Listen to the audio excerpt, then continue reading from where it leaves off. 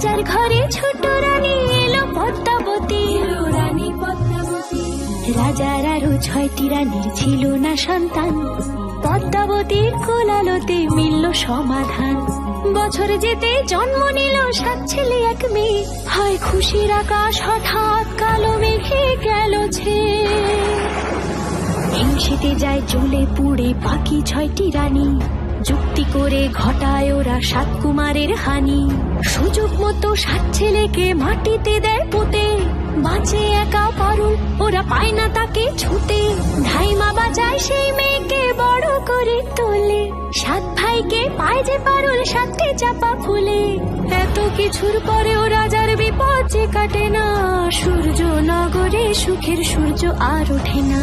হিংসা বিবাদ বিচ্ছেদ আর প্রেমের কাহিনীতে পারুল বোন কি পারবে 7 ভাই চম্পাকে জাগাতে।